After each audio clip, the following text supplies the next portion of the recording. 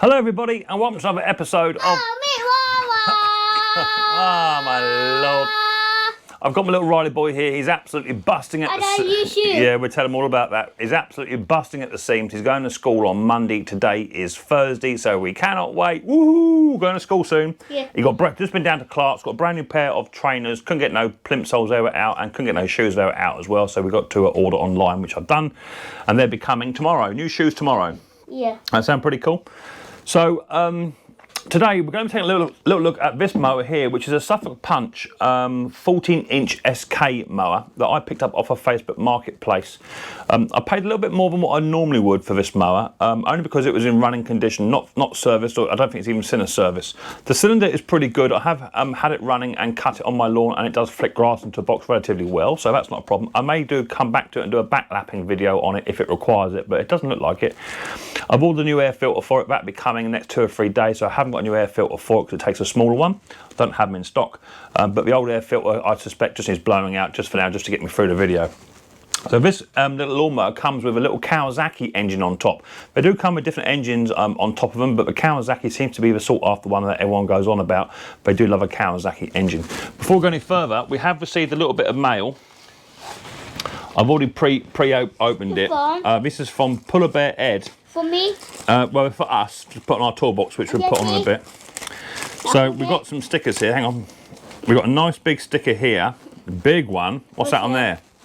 Bear. Yeah, it's a big bear. So this is a Puller Bear Ed sticker. There are, Ed. There's your big sticker. I've been waiting for that one to come in. I do now. Would have liked a little mug as well, Ed. I've seen your Puller Bear mugs. They're quite nice. I do now. We'll do it later on. So we've got a Puller Bear big sticker. I'll do it later on. And then we have got some smaller Puller Bear Ed stickers as well. Also, we have now got the new Twisted V-Twin garage. So go and check out him as well. Twisted V-Twin garage and Puller Bear Ed. We've got plenty of stickers here. I've got a few stickers there for swaps. So if anyone wants a Puller Bear sticker, I do have some, and I'm happy to post out across the UK if anyone wants to do a sticker exchange or wants one of Ed's stickers. So go and check Ed out. He recently sent Riley Boy a little Kinder Egg basket. So many thanks for that, Ed.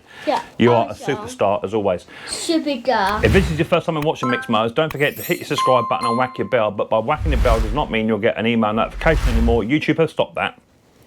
Unfortunately, you now only get your notifications if you use an Android or smartphone, and you go onto the YouTube app, and you'll get your notification that way, but you won't get one via your email. So that's a bit weird, but I'm not quite sure what's happening with that. So don't forget to subscribe, and don't forget to whack your bell and go onto YouTube for further videos and live stream uploads.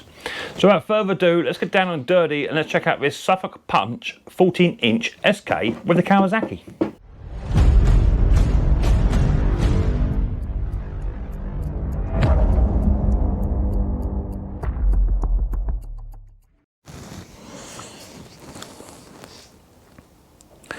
Okay, so here is the Suffolk Punch cylinder mower, the 14 SK version. Say again, mate. Okay, mate. Then take your juice with you. Sure. Take your juice, and then I'll catch up with you a bit later on. We want to come back down and have another chat with Daddy. How's that sound? Bye, guys.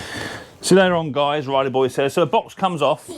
The box comes off, and this little mower, actually, for what it is, you can put the handle up like so. You can fold these handles down like so. They can come down. And this lawnmower, the box then fits on top. And this lawnmower actually stacks really, really well in your garage, and is a bit of a space saver. So that's cool. You can just remove this metal bar here. That comes out. And then to remove your cartridge, because you can get a scarifying cartridge for this as well, all you then do is just remove a bolt here and remove a bolt here, and this cartridge then just slides straight out. It's got a handle.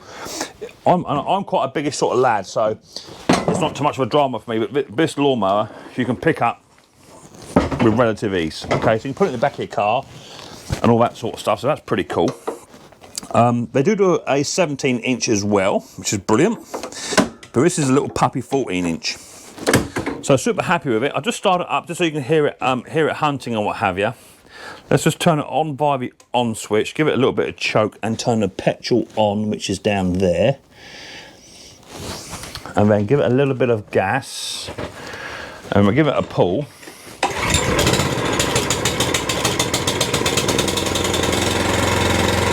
So as you can hear, it runs fine on half choke, but when you take it off of choke altogether, it's got that little tiny annoying hunt Put it back onto choke again, half choke, and it gets rid of a hunt. So we've got a carburetor issue. But apart from that, the drive all works, which I won't engage just yet. But the cylinder all works.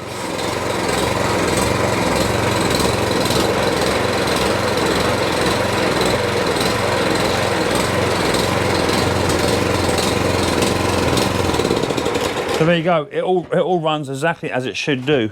Just apart from the choking issue. So what we're going to do is we're going to spin the engine round, and then we'll have this carburetor off. Give the carburetor a bit of a clean, see if that's the issue. Take the air filter out, give that a clean, because I don't have a spare just yet. We're going to do an oil change on it and what have you, and then we'll go from there. Okay, so I've got you zoomed in pretty much as far as I can without having any too much issues, but I want you guys to see as much of this as possible. I'm going to be removing the pull cord assembly, just to give us a bit better access. Okay, that's done via 3 10mm nuts, just to remove those. They go into a magnet tray. Remove a pull cord, and we just check the condition of that all the way down to the end. That's normally where it goes. This has got quite a thick pull cord on here, and the pull cord is absolutely A1. Nothing wrong with the pull cord at all. That doesn't need doing. However, if you're going to sell this machine on, you could sell it with a brand new pull cord. That way it does sort of add to the value and shows you've been taking a bit more care of this machine. To remove the air filter, you just undo this little tiny button on the top screw thread, undo that, and then the air box cover then should just pop off like so, and that then gives you your air filter. And there's that air filter, a little plastic air filter, but it's a rectangular shape. It's not your standard one. It looks really good. Wants a bit of a blowout, a bit of a clean. We might get away with that, but I have ordered a new one. Okay, so a bit of dust there.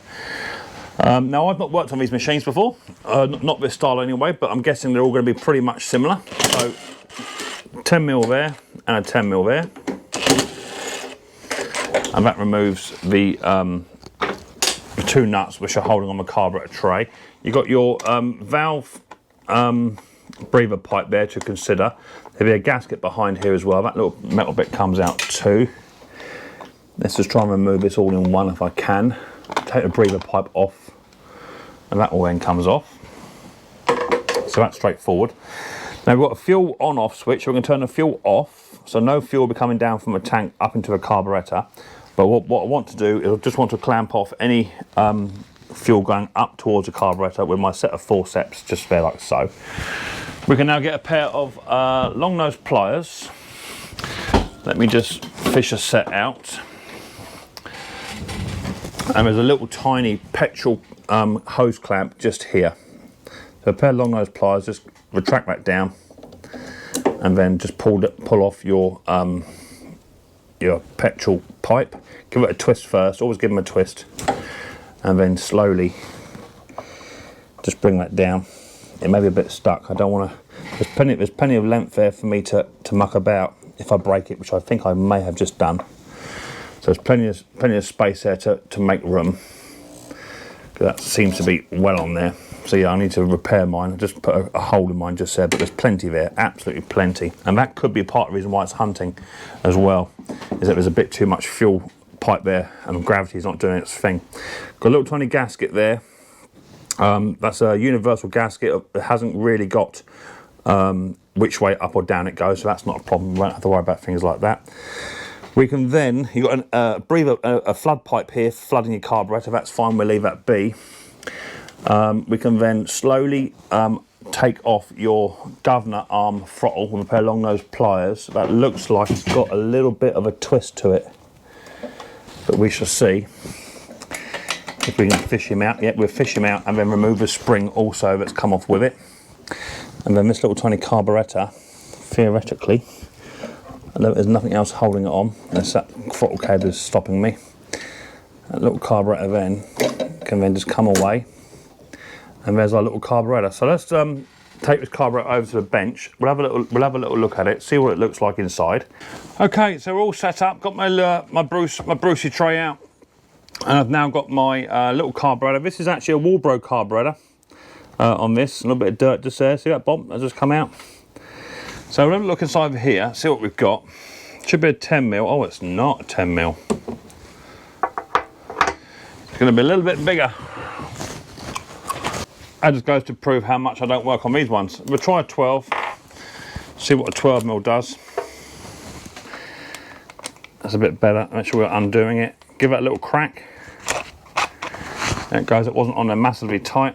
And now over this clean bit of tissue here, just going to remove this bowl nut. That can come out. Have a look inside. There's a few little tiny grains of stuff in there. Nothing much. The bowl is really, really good. A few little grains of stuff, but that can affect it. And looking at this, somebody's already been in. The main jet itself actually looks like it's been butchered, which is a terrible shame, because if I can't get this to come out, then we may be in trouble. Let's just pull this pin out. If I can. Yeah, someone's been in here. I don't want to break this carburetor, that's a certainty. I'm going to have to get my little tiny tinking hammer just to try and get that pin to move. Then just wander down the other side of the shop and get my tinking hammer.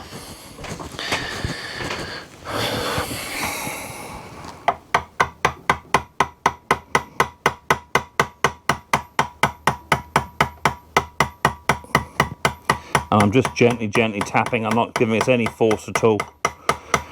Just trying to get this pin to come out. So that's now flush. So it has moved. A little O-ring's come out the way. That's good. Let me try and get hold of this now. A bit of a turn. That's a really, really mega tight fit too. Oh my word. We're going to struggle. I don't want to give it any sort of physic, because I can break this carburetor so easily. So I'm going to go all the way back now.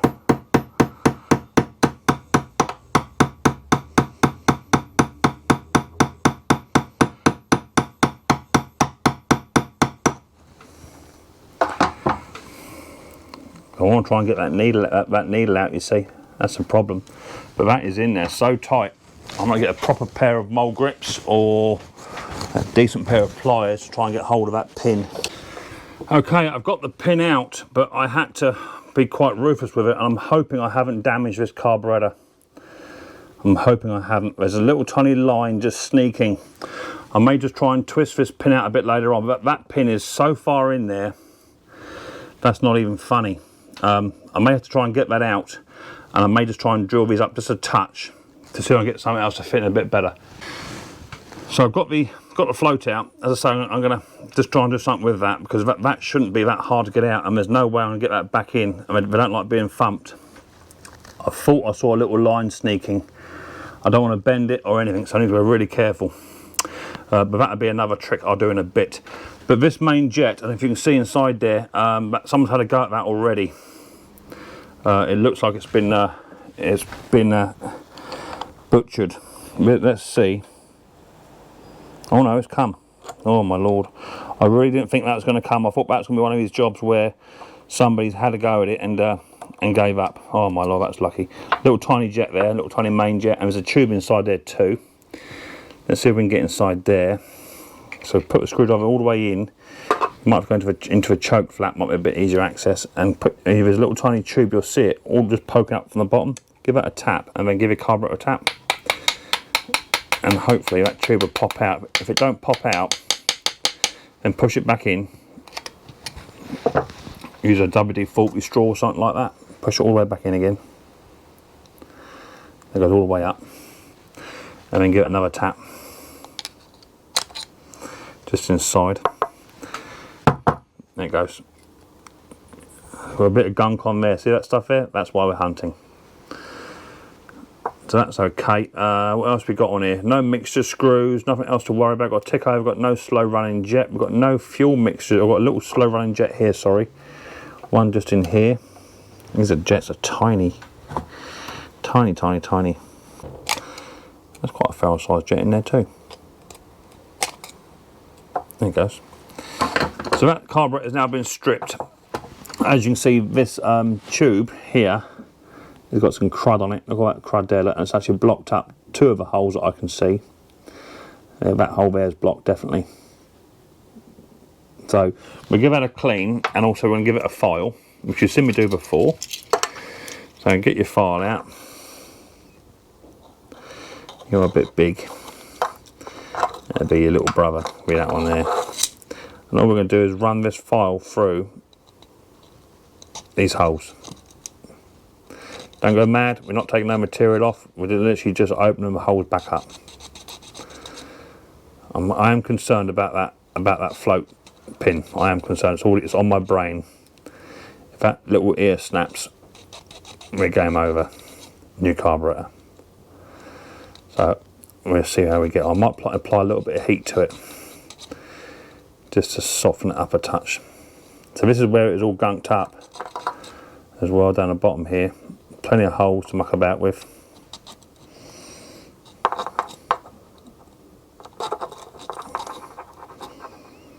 These file sets are available on eBay or Amazon. If you look up gas pipe cleaners, gas nozzle cleaners, they come up, they're about 2 or 3 quid for about 3 sets now. So they're cheap, look them up. They're sort of essential to what we do. Right at the very end there's a couple of holes there as well. Main jet, it's got the smallest of holes in it.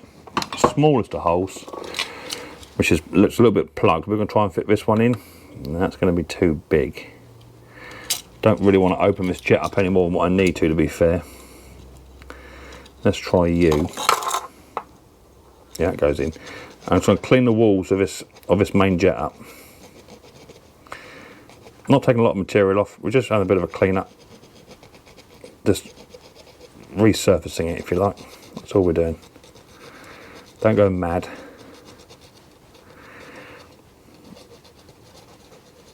That's good. We like that. Put that in there. Is that going to run? These jets are tiny. Yeah, that's running lovely. And then you've got a slow running jet here, which has got even smaller holes in it, but it's got quite a big hole down the bottom, so open that one up. Yeah, that's running lovely. That's good. So that's all running. We can now come back to the carburetor, and we want to run some liquid into here to run that up. We want to run some fluid down through these little holes here. We've got a jet here. That's coming out the bottom, lovely, and one here. And then down through the slow running jet, which goes in through here. And then get that compressed off with an air compressor. If you haven't got an air compressor, you can buy tinned compressed air, which is just as good.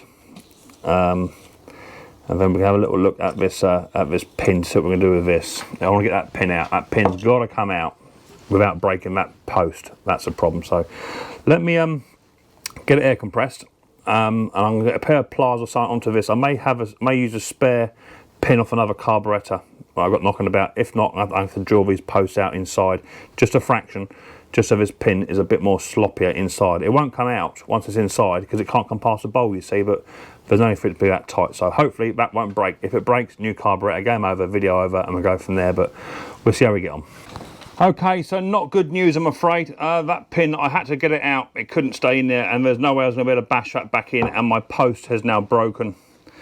The carburetor's still very, very hot. What I have done is I managed to find an SV150 pin, which fits in there an absolute treat. So what I intend to do is I'm going to blast this carburetor with a bit of heat to burn off all the oil. And then I've got some steel aradite, metal aradite, and I'm going to put that back together like so. Put the 2 pins in, or the pin in like so. And then I'm going to aradite that shut, just like that. That's what I'm going to do. Just going to run it up here. I don't want it nowhere near the fuel intake, you see. Run it over the side.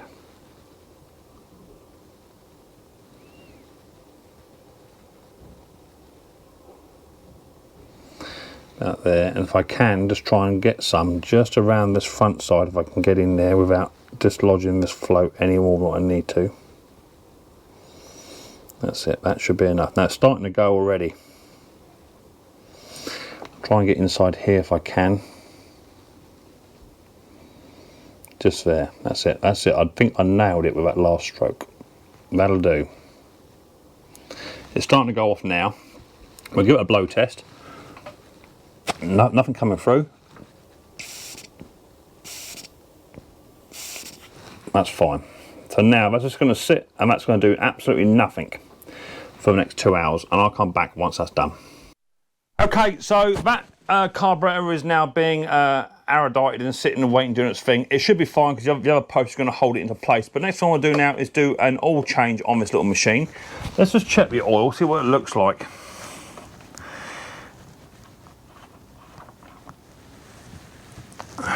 The oil looks relatively good. It looks a little bit watery, to be fair. Looks a little bit watery. So you fill it up via the front and you drain it via the back. Okay. Now the best way to do these is obviously with one of my suction tanks that I've got, but it's exactly the same plug right at the back here, right down by the engine. And what you can do is you can undo this plug at the back. It's the same yellow plug that's at the front. Okay. There it is there. Exactly the same. And what you can do is you can literally just undo that and then tip the lawnmower all the way backwards onto its bum. But I don't like to do that because I've got an oil extraction pump. I don't want to pour oil over this machine. So what you need to do is set the machine to its highest level, which is going to be about there. Yeah, no, there, about there. That's pretty much level. Okay, that way you know what level your oil is going to be at. I can then get my oil extraction pump, which is located over the other side of the shed. Let me go and get it. Okay, so around the back of the machine, there's your little tiny oil filler pipe just there. Take that off, put that in your tray. And I use one of these extraction pumps, which you can get on Amazon or eBay for around about 30 to 40 pounds. They hold 9 litres. You can get little tiny tiddly ones. Choice is yours, but I just put my little tiny pipe into there like so. And I then just pump away until my heart's content. And that then takes the oil, here it comes. Takes the oil out of the machine. And once the oil is taken out with the machine up the right level, don't do it with the machine tilted backwards or or tipped forwards because of the roller. That will drain itself. Okay, with the oil now out of the machine fully, just put your oil filler dipstick back in. Make sure if you're going to leave the machine overnight and what have you, just leave a little note to yourself, just to remind yourself it's got no oil in this machine. We'll come back and fill it up in 2 ticks. So put that in there, and then just want to remove the HT lead spark plug. Take that off and get your HTD spanner, which was kindly donated to me by Mr. Peter Froud. Thank you, Pete, for that. I lost my old one, I don't know where it went. Just loosen that off. And that should be in here, off the top of my head, a NGK BP 6RES, something like that. One of those. The big ones, with the long threads. I think that's what's in here.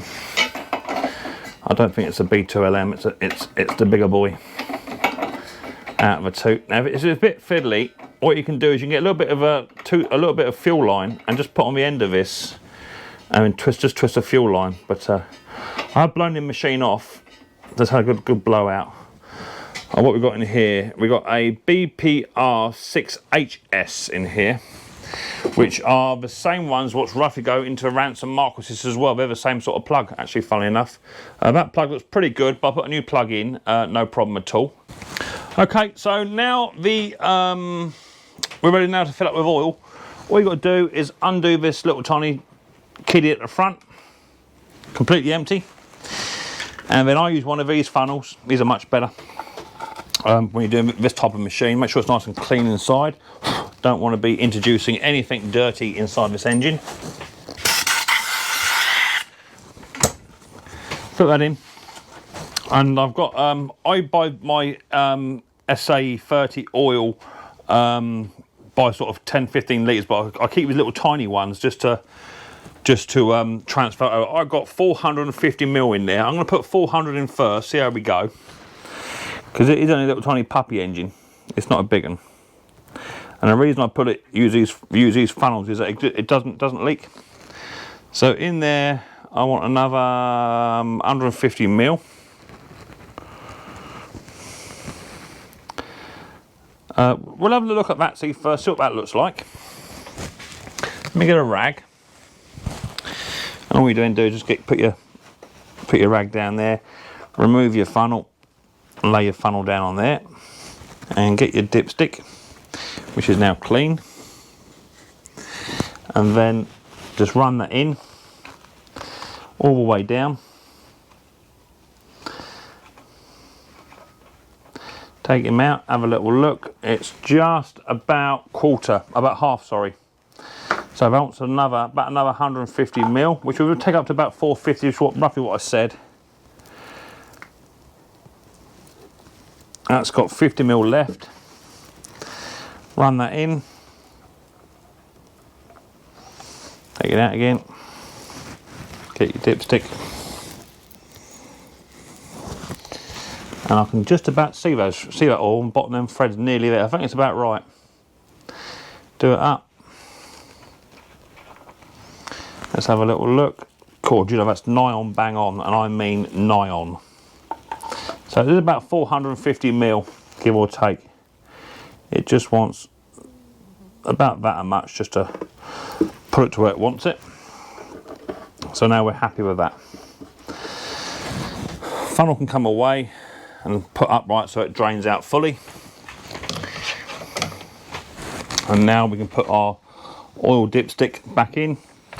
Quick wipe off as you put it in, and then we're just going to double check that. All the way in, all the way out, and it's absolutely bang on the mark. Exactly where it needs to be. So that's good, that's now done. What I now want to do, I now want to remove a cartridge, because I just want to get cleaned up behind there, because I want to get all this stuff out for when I go to sell it. So you can remove this bar just by squeezing it together, and that comes out. And then all we then want to do, there should be one retaining bolt here, which is like an Allen head. So let me get an Allen set out. Just want to remove the side inspection plate as well. Just undo that before we take the cartridge out. There's about 4 or 5 bolts here to do.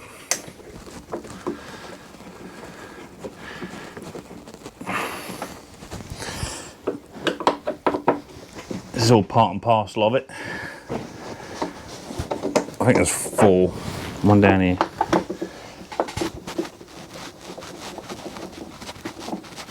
I think that's it.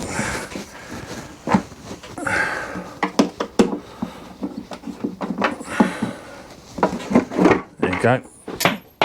I'm losing no bits. 1, 2, I've got missing one, which is that one there. And once you've taken that out, off, that will then give you enough space then to bring the cartridge up. Now this has got a cog here, and you can't remove this cartridge without this side plate being taken off. Simply grab hold of the handle, that will then loosen, and then the whole cartridge will then just slide straight on out.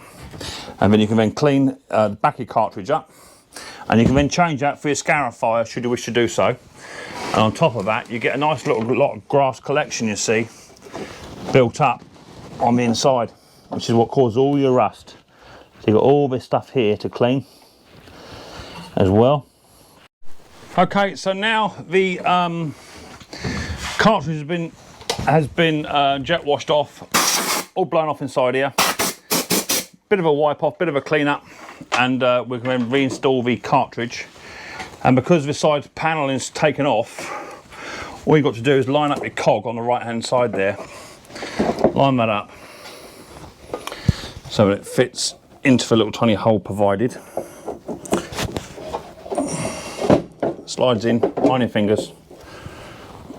Goes all the way in. Pushes on tight, and then all you've then got to do is just do up your 2 little tiny Allen bolts with washers into the sides, and that's that then secured, and then put your side panel back on.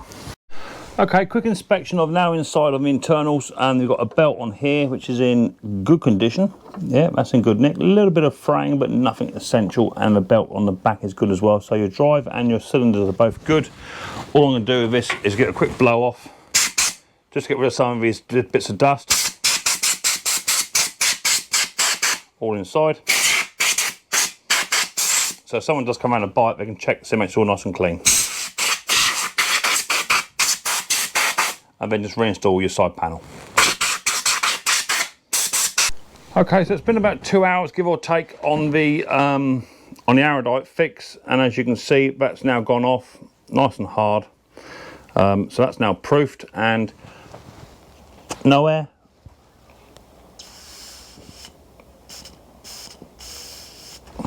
It does stick up slightly.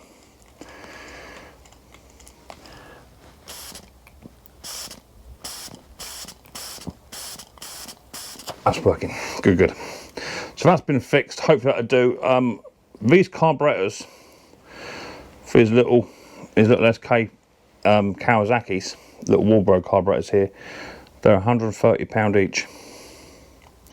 That's why I wasn't quite so keen on buying a new one. We want to go chokes in a bit of front, so I want to put that roughly, which way else is that going to go? It's going to go that way. So I want to bring choke at the front, that wants to be slightly offset to the back. So little O-ring, make sure that's on all the way where it needs to be. It is a little bit misshaped, to be fair. Just try and get it just to fit in best I can within the grooves. Once it's down on the bowl, we should be alright. So push it into this little tiny home, and then that wants to be offset to about there. No, to there. I'll just go about there, and then we can do your little tiny 12mm up. Don't over tighten this because you'll crack this, and then we will be looking for a new carburetor. There's £130, and that's all your profit, all gone. So made a new O-ring yet. That O-ring's a little tiny bit slack. So do that up. Not too tight. It wasn't on very tight anyway. It was on very loose actually. That should be enough. Well, half a nick. That's it. That one now goes on. So that now hopefully will all be working. Take my tissue out, which I had earlier on from doing the blowing off, and we can now refit this carburetor back on. So slide that on, move the throttle arm. Hopefully that little fix is going to work. What's stopping me? That's it. And your throttle arm, it's got a little tiny kick to it, but you can get it on. It came off, so it can go back on. So just push it in like so, and there's a little tiny spring to go on, which there's a little tiny groove for that. That just sits in there like so. That can then slide all the way back. Oh, it's that cable. That's what it'd be. I might have to reroute that cable and bring it over here so it's out of the way. Slide that on. So before we go any further, what I want to do is put this fuel hose on, which I need to cut, don't I, because I actually made a mistake on that and slightly butchered the side of that fuel line, didn't I? So let me get a set of snips. I love these snips. These are a set of tile snips that my mate Luke gave me from Mowers and stuff. He sent me a little prize over. So that's just literally just going to be about there. They're mega sharp, I know that, Corbeil sharp. Great for cutting fuel lines though. Sneak that on, and then a pair of long nose snippers. We want to sneak on our fuel line clamp. The reason I'm doing this now is because I don't want to be mucking about with it in case it leaks a bit later on. It shouldn't do. So that all now goes on. Let's now turn the fuel on, see what we get. Fuel on that way. Let's see if we get any leaks coming out of that carburetor. It'll soon let us know if it is leaking. There's nothing at the moment, so we'll leave it turned on. What I can actually do is get a Phillips screwdriver and just flood that carburetor.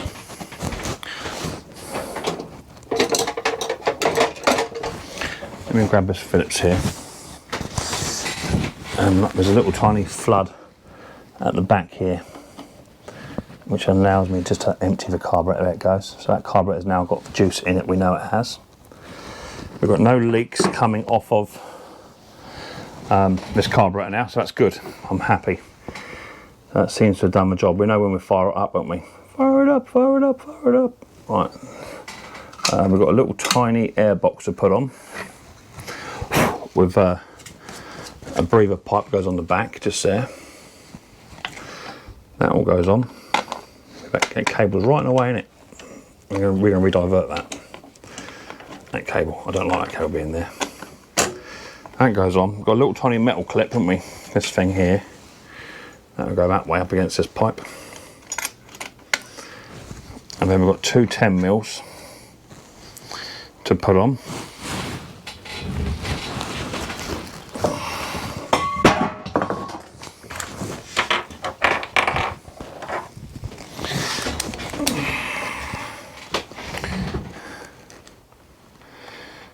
Now I've got several here. Let's make sure I get the right ones. Yeah, the other ones are pull cord ones, aren't they? So a little tiny 10mm. That goes on. But I won't sell this machine for about a week. It may not even sell this year because of how late we are in the season. But I want to make sure that fix is going to be okay. I should go back into there in a little while and have a look at it in about 2 weeks' time, see if that Aerodite's held up. It should do, because it is a petrol resistant one, so hopefully it'll be alright. Quick little blow off. It's got a little pre-filter in here as well, inside the airbox cover, a little pre-filter. I have got a new air filter coming. That should be here on the 7th of September, and today is the 3rd. So I ordered that up straight away as soon as I got the machine in. So we can now do this up, if it'll let me. I don't want to go in there either. What's occurring? Right, that's it, it's going. So we can do that up,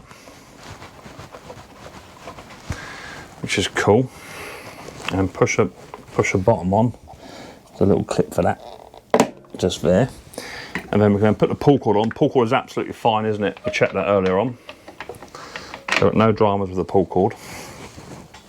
So what I'm now going to do is I'm going to give this machine a bit of a clean up, a bit of a tidy up, use a bit of Pledge Revive it, whatever, to give it a bit of a spruce. And the next time we come back, I should be outside and we'll get a little fire up, see if we haven't got rid of that, that little annoying hunting noise it was making. Hopefully we have, because I don't want to be working on that carburetor too much with the damage that's got on it, or had on it, that I've had to repair. So hopefully we repaired it. So let me get a bit of a clean up and I'll come back in 2 ticks. Okay, so there it all is. Suffolk Punch, 14-inch SK with the Kawasaki engine, all now done. Haven't fired it up, haven't touched it at all. I'll leave the grass box off whilst I'm mucking about with it. Let's now see it's going to start up, and hopefully it's not going to hunt. So let's turn it on. Which way's on? On is up. Let's choke it. A little bit of choke has been apart. A few revs, and let's see how we get on.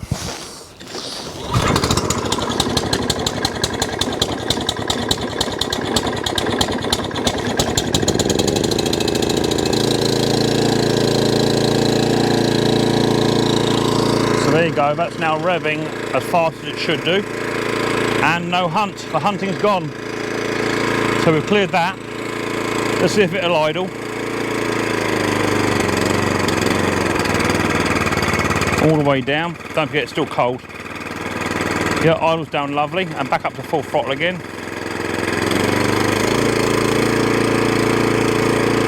Yeah, lovely, no hunting. Let's put the blades into use. And the drive works as well.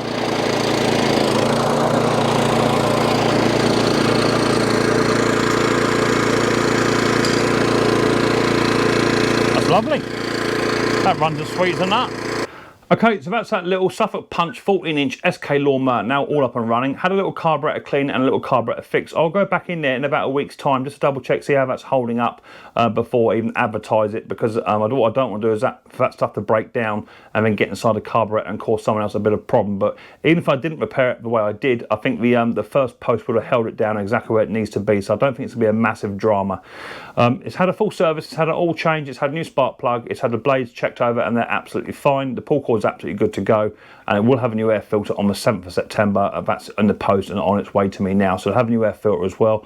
It's all good to go, all been cleaned up and tidied, and for what I pay for it I should nearly triple my money hopefully. It should be a nice little return for someone who wants to have a nice little tiny lawn with stripes in it as well, because it does stripe very, very well. If this is your first time watching Micks Mowers, don't forget to hit the subscribe button and whack your bell and set notifications to all. However, your notifications only come to you via your smartphone or Android phone, because YouTube have now stopped sending notifications out via emails onto your laptops and PCs and onto your phones. So just keep an eye out. I do a Saturday night live stream as well, which starts at 6:30 PM UK time, where you're welcome to come up, enjoy the fun, laugh and banter, talk about small engines or anything else that pops on up. So I hope you enjoyed this episode of Micks Mowers. I look forward to seeing the next episode very, very soon. But until then, people, don't forget, more importantly, take her easy.